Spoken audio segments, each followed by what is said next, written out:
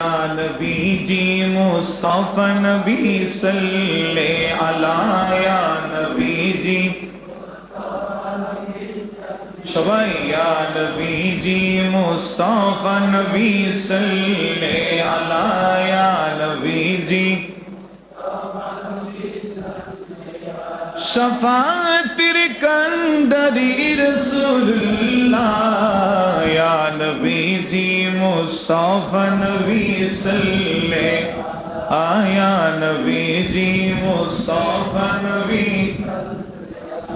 क्यों बोली नबीजी नूरेरी पुत्र क्यों बोलें नबीजी गोलाफेरी फुल सुभान अल्लाह क्यों बोलें नबीजी नूरेरी पुत्र क्यों बोलें नबीजी गोलाफेरी फुल अरे नईश पुतुल नईश गोलाप नईश पुतुल नईश गोलाप नूर अल्लाह या नबी जी मुस्तफा नबी सल्ले अला या नबी जी मुस्तफा नबी ले अला शफाअतिर कंदरी रसूलुल्लाह या नबी जी मुस्तफा नबी ले अला सलातुनिया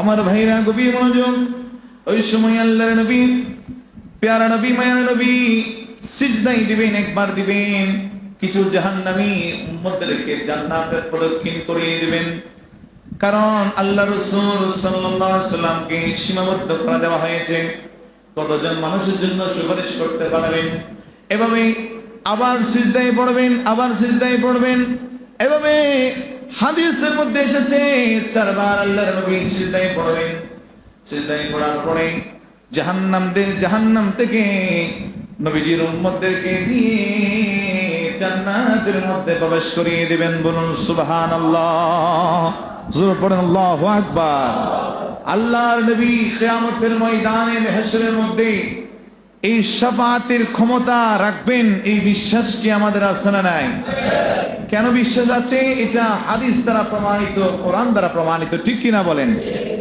এটা হাদিস থেকে আমি বললাম 6119 নম্বর হাদিস বুখারী শরীফের হাদিস কিন্তু তারপরেও কিছু মানুষ এমন আছে তারা বলবে কিয়ামতের ময়দান এটা এমন স্থান যেখানে নবীজি নিজেই ইয়া নফসি নফসি সুরে নিজের জন্যই চিন্তিত থাকবেন বলুন না নাউজুবিল্লাহ আল্লাহর নবীর কি কোনো চিন্তা আছে নিজের জন্য নবীজির আগের পরের সব গুনাহ ক্ষমা করে দিয়েছেন কে নবীজিকে আল্লাহর বন্ধু হিসেবে ঘোষণা করেছেন কে নবীজিকে কাবা কৌসাইন হাউজে কৌসার জান্নাতের মালিক বানিয়ে দিয়েছেন কে আরো জোর বলেন না কে আল্লাহ বানিয়ে দিয়েছেন এখন বলছে নবীজিও চিন্তায় নাকি মগ্ন থাকবে নাউজুবিল্লাহ পড়েন মানুষের নবীজির প্রতি কতটুকু আপনার আস্থা বা ঘৃণা থাকলে এরকম কথা বলতে পারে ইমানদাররা কোনোদিন এরকম কথা বলতে পারে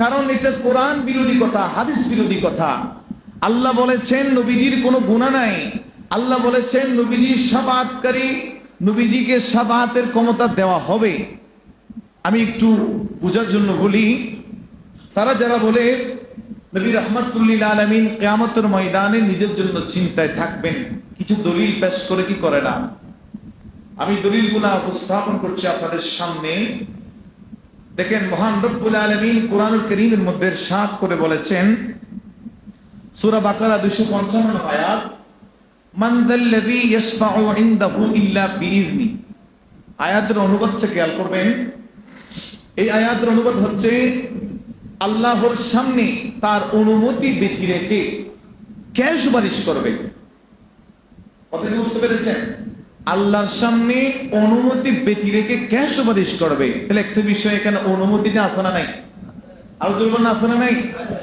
আল্লাহর অনুমতি ব্যতি রেখে কে সুপারিশ করবে কে বলছেন অন্য আয়াত আল্লাহ বলছেন মা মিন শাফিঈন ইল্লা মিন বাদি ইযনি আল্লাহর অনুমতি ব্যতীত কোন সুপারিশকারী হবে। কথা কি বুঝতে পেরেছেন? আরেকটা আয়াত বলছি, এই আয়াত আল্লাহ বলছেন ইয়াউমা ইযিল লা তানফাউশ শাফাআতু ইল্লা মান আযিনা লাহুর রহমান। সুবহানাল্লাহ। সেদিন কেবল তার শাফাআতই কার্যকর হবে যাকে আল্লাহ অনুমতি দিয়েছেন। সুবহানাল্লাহ। এর এই তিনটা আয়াত, এই কথাগুলো কার? দুইটা আয়াতে বললাম আল্লাহর অনুমতি ব্যতীত কে সুপারিশ করবে? আল্লাহর অনুমতি ব্যতীত কোন সুপারিশকারী হবে। আবার আল্লাহ বলছেন সেদিন কেবল তার শাফাআতই কার্যকর হবে। কে বলছেন? তার শাফাআতই কার্যকর হবে যাকে আল্লাহ অনুমতি দিয়েছেন। সুবহানাল্লাহ। তাইলে শাফাআতের সিস্টেম আছে না নাই? এটা এই আয়াত থেকে বোঝা যায় না? আল্লাহ বলছেন তার শাফাআত, তার সুপারিশ কবুল করা হবে সেদিন যাকে আল্লাহ অনুমতি দিয়েছেন। সুবহানাল্লাহ করে না? বুঝতে শুরু হয়ে গেছে না? তাহলে আল্লাহ কাকে অনুমতি দিয়েছেন?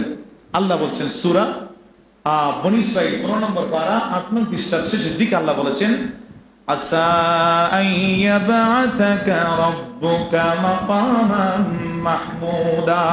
সুবহানাল্লাহ। আল্লাহ পাক রব্বুল আলামিন ইরশাদ করে বলছেন আসা আইয়াবাতাকা রাব্বুকা মাকামান মাহমুদা। হাবিব, আপনাকে মাকাম মাহমুদ দান করা হয়েছে, শাফাআতে কুবরা কিংবা শাফাআতে উজমা নির্দিষ্ট করা হয়েছে। বলুন সুবহানাল্লাহ। আয়াতের ব্যাখ্যায় তাফসীর ইকরামগণ, মুফাসসিরিন ইকরামগণ উল্লেখ করেছেন আয়াতের মধ্যে আল্লাহ পাক রব্বুল আলামিন নবীজিকে শাফাআত করার অনুমতি দিয়ে দিয়েছেন। বলুন সুবহানাল্লাহ। আল্লাহ পাক রব্বুল আলামিন অনুমতি দিয়েছেন তো দিয়েছেন, কোরআনের সাথ হয়েছে। নবীজির হাদিসের দিকে যদি দেখি, সহিহ মুসলিম শরীফের মধ্যে আপনার দ্বিতীয় খণ্ড 275 নং পৃষ্ঠার মধ্যে একটা হাদিস এসেছে। শুধু তা নয়, ইবনে মাজাহ জামি তিরমিজি 520 পৃষ্ঠা, ইবনে মাজাহ আপনার 391 পৃষ্ঠার মধ্যে হাদিস খানা উল্লেখ আছে। হযরত ইবনে আব্বাস রাদিয়াল্লাহু তাআলা আনহু হাদিসটি বর্ণনা করেছেন। আন ইবনে আব্বাস রাদিয়াল্লাহু তাআলা আনহু ওয়া আনা আফযালু قال قال رسول الله صلى الله عليه وسلم وانا افضل شافع وافضل مشفع يوم القيامه ولا فخر। سبحان الله। নবীজি রাহমাতুল লিল আলামিন ইরশাদ করে বলছেন, ও পৃথিবীর মানুষেরা, আমার সাহাবীরা শুনে নাও, কিয়ামতের কঠিন ময়দানে মাহশরের মধ্যে আমি রাসূলুল্লাহ সর্বপ্রথম শাফাআত করার অনুমতি লাভ করব। বলুন সুবহানাল্লাহ। সর্বপ্রথম শাফাআত করার অনুমতি লাভ করবেন কে? নবী রাহমাতুল লিল আলামিন। এটা কে বলছেন? নবীজি বলছেন। সহিহ মুসলিম, ইবনে মাজাহ, তিরমিজি শরীফের হাদিস। আল্লাহ নবী এরপরে ইরশাদ করছেন ওয়া আফযালু মুশাফফাইন ইয়াউমাল কিয়ামা। ওই কিয়ামতের ময়দানে আমি সর্বপ্রথম শাফাআত করব। শুধু তা নয়, আমার শাফাআতই আল্লাহর দরবারে সর্বপ্রথম কবুল করা হবে। আল্লাহর দরবারে আমার শাফাআতই কবুল করা হবে, এতে কোনো সন্দেহ রাখা যাবে না। বলুন সুবহানাল্লাহ। আল্লাহ নবী বলেন ওয়ালা ফাখরা, এত বড় ক্ষমতার অধিকারী আমি রাসূলুল্লাহ হব, তারপরে আমার অন্তরে, আমার ভিতরে কোনো ধরনের ফখর নাই, কোনো ধরনের হিংসা বিদ্বেষ নাই। বলুন না সুবহানাল্লাহ। আর রাসূল পড়েন না ইয়া রাসূলুল্লাহ, ইয়া হাবিবাল্লাহ, ইয়া নবী আল্লাহ। সুবহানাল্লাহ। সেজন্যই নবীজি রাহমাতুল লিল আলামিনের ইতাআত, অনুসরণ, মুহাব্বত অন্তরে রাখতে চাই কি চাই না? আমরা আরো জোরে বলতে চাই কি চাই না? কারণ নবীজির ইতাআত, নবীজির মুহাব্বত, নবীজির অনুসরণ রাখলে স্বয়ং সন্তুষ্ট হবেন কে? আরো জোরে কে? আমরা আল্লাহর সন্তুষ্টিতেই নবীর মুহাব্বত অন্তরে রাখি। আল্লাহর সন্তুষ্টির জন্যই আমরা রাসূলুল্লাহকে অনুসরণ করি, ইতাআত করি, কারণ এটা আল্লাহর নির্দেশ দিয়ে দিয়েছেন আমাদেরকে। সুবহানাল্লাহ। তাইলে নবীর শাফাআত অস্বীকার করার কোনো সুযোগ আছে? যারা সহি বলে, এগুলো তো সহি হাদিসের মধ্যে আছে, কিন্তু তারা বললেও এই সমস্ত বিষয়গুলা এড়িয়ে চলার চেষ্টা করে। এগুলো তাদের চোখে পড়ে না, কারণ তাদের চোখটাতে আপনার নবী বিদ্বেষ হয়েছে। আর নবী বিদ্বেষ মানে ইসলাম বিদ্বেষ হয়েছে। ইসলাম বিদ্বেষ করা মানে আল্লাহর সাথে শত্রুতা রয়েছে। ঠিক না? ঠিক বলেন। আল্লাহর সাথে